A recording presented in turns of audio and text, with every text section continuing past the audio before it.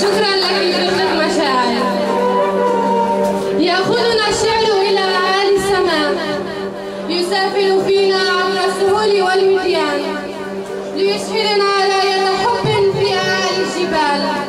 وهنا تأخذنا سماء الحب والوطن بأشعارها إلى عمق المشاعر، لتدفئ قلوبنا وبروحها الشفافة ترسم معالم الحب الصادق ودروب الوفاء والإخلاص. والآن مع الزميلة سماء إبراهيم وسادة قصائد حيوان حميد وفاء والسيد فنجان قهوة وبحر أغنية. فلتتفضل سيد مساء.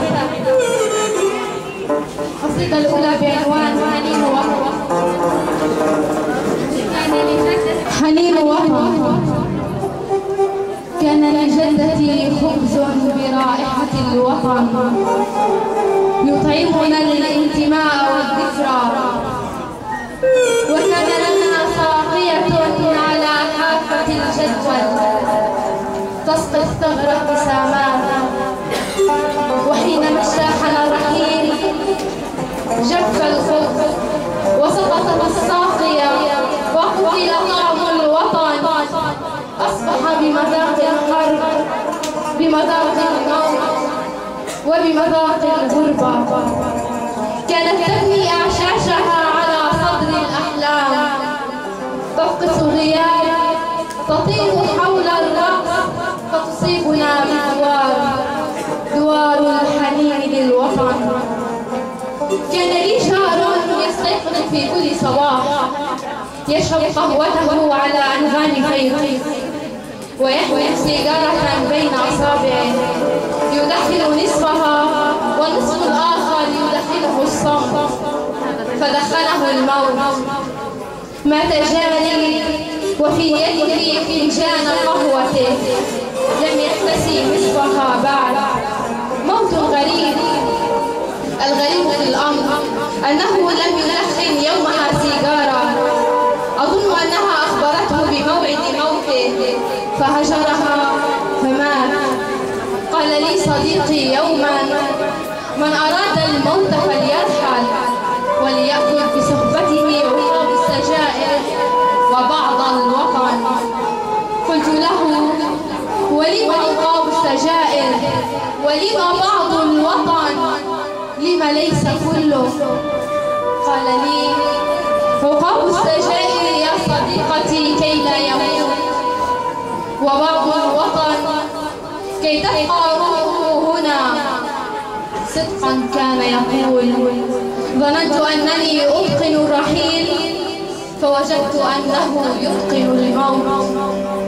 يا جدتي، أعدي من الخبز من القمح خبزا، ويا جدي رمي بالساقية رفقا، فالوطن بحاجة لمذاقه ولرائحته أبدا.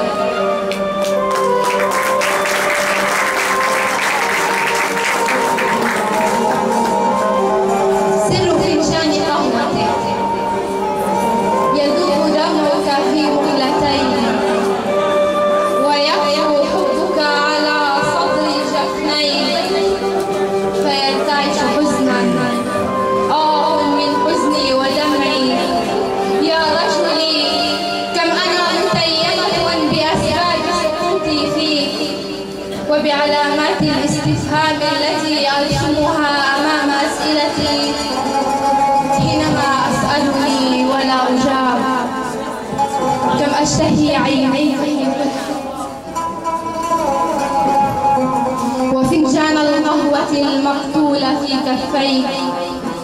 أخبرني ذلك الفنجان سرا عن رشفتك الصباحية، عن تشوع صباحك بي، وشمسه فيروزية اللون التي أنبتت شوقا لعيناي. خانك ذلك الفنجان وهرب منك إلي. يا سيد الرجولة المطلقة، هل لي أن أنحني أمامك وأصلي ركعتين؟ أنا لا أعبدك، وإنما أنا عبدة الله، وأصلي له بأنك معي. أشكرك ربي عليك. يا ليتك تضحك بعمق المحيط لأخوض معاركي مع دواخلك. ستغرقيني ولكم أهوى غرقي فيك وموتي في عينيك واحتراق الألم في فرحك. في بلدة سكن الحلم متيما كان بي، الآن أصبح يتيما قاتما حزين.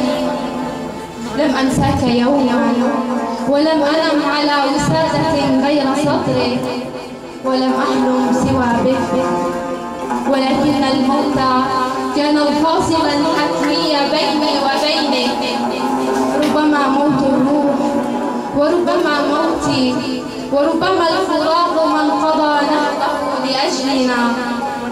يا ورق الغياب ليانا ذبلانة أنا حد الظما، أحني رأسي للسماء وللسماء أطأطئ ظلي. فيك العذاب جميل وما الجميل إلا أنت يا عذابي. مر الزمان حلوا ومرا ومرمرا وعنبر، وأنت كنت الملح والعلق والسكر، سكر مملح وملح مسكر. فيك عزائي وما عزائي إلا قبلة على حدود الشفاه تكتب.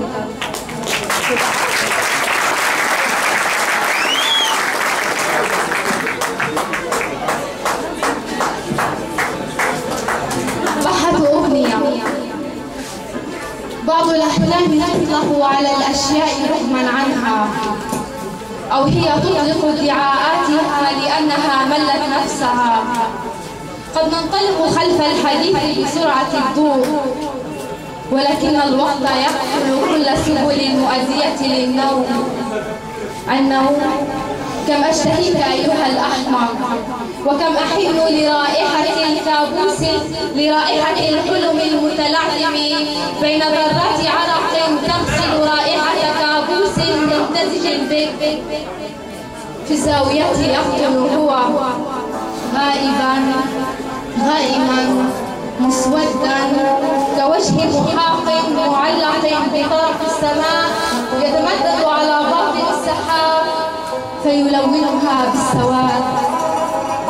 أيها الليل أعد لي مكانا في قلب العتمة لأنام على هدير الفراغ. دعني أنام لأجدد شعر الحلم المتطاير على وجه وسادتي. دعني أنام لأغسل النوم مني وأطهره من رجس الألم. يا ظل الهارب مني المختبئ في شتات الخوف، احرقني علقني على عنق الفراغ، لا تدع الضغط. أي ألفة تربط وثاق القرابة بيني وبينك. أنا لا أعرفك وأنت لا تعرفني، مجهولون في وضح النهار، نسير بين حمام متناثر على أرض الأحلام، يأكل التراب جوعا ويقبل أقدام المارة طلبا للرزق، فندوسه بخطانا العمياء.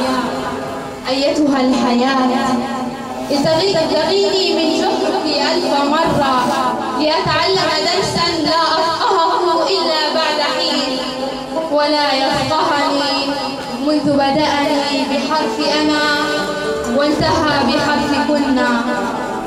ضعيني على ضفاف الورقة كي أطير إلي حين تعصف بي المشاعر. أضيعيني في سطور الغياب فأنا أحبه حد الكراهية. اضربيني مثلا في الحب، زوجيني ملكة على رؤوس العظماء، وأخرجيني من بين أضلعهم أشلاء. أنا هي وهي ليست أنا، سقيم الجسد يتهاوى ورياح الفراق. أيا قلبي سأقيم احتفالا لأزف به نعشا يحتويه، سأحمله على أكتاف الحضور غير الوجود. سأمسك بيديه الناش وأرقص معه على بهجة الألحان، سأغني له. أين يا حبيبي أين؟ الدمع يغرق المقلتين، والدم جف في الوريد والشريانين. أتذكرها يا حبيبي تلك الشرايين التي تعلو نصبي؟ أتذكر كيف تفوقت على نفسها حين لامستها، حين قبلتها وقلت لن تغادرها؟ غادرت وغادرت بصحبتك، أصبح نصغي فارغا منها مملوءا بالهواء. أهذا وعدك أم أن هذا هو الحب من وجهة نظرك؟ بكى الصوت، صمت الغناء، سقط النعش، مات الفراغ، ورحت أنا ما بيني وبيني أبحث عن مقبرة يواريني بالتراب، ليطير فوق الحمام، ليهدي الليل على صوت الأعلام.